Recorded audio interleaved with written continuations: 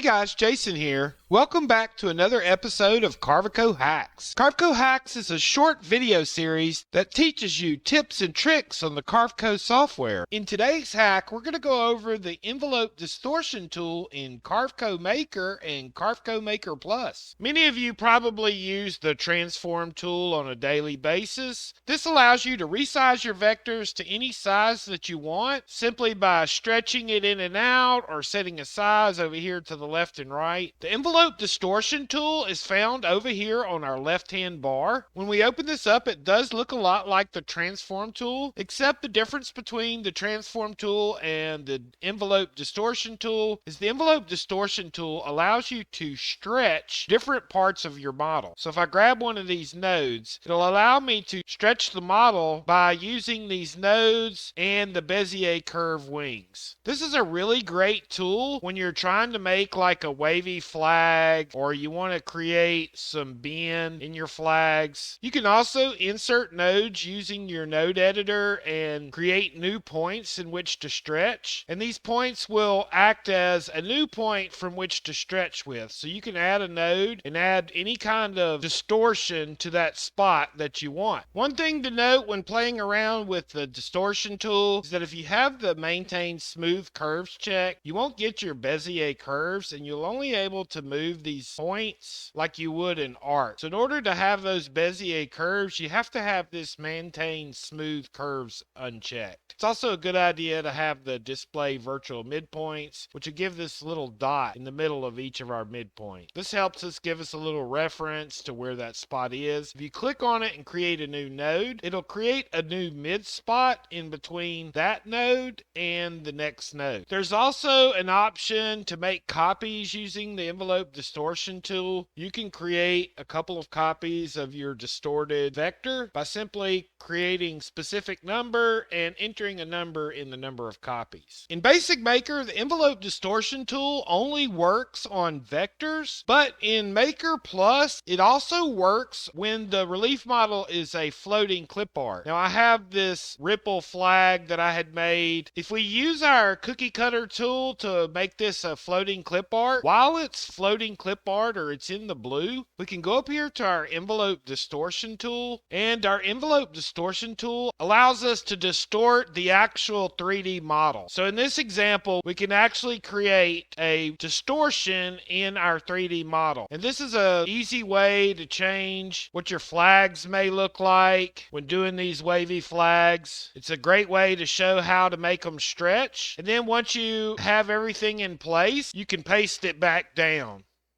Note that the Envelope Distortion tool has a couple of different ways that it can scale. This basically tells it how to treat the Z height as you compress these. As I push my ripples together, they tend to want to bundle on top of each other or double up, which could increase the Z height. By selecting average scale or linear scale, as you start to distort this, it will stretch the Z height appropriately. You can see that by having it on stretch and squeeze, that we've pushed this one corner, it's really high, and then as we've stretched this out in this corner, it's made this really low. So that's all controlled by the stretching and squeezing setting, and I'm just exaggerating this to show you how it can stretch that out. And then once you've finished stretching and getting it how you'd want to look, you can finish that and then go back to your Transform tool and paste the model back down. That's the power of the Envelope Distortion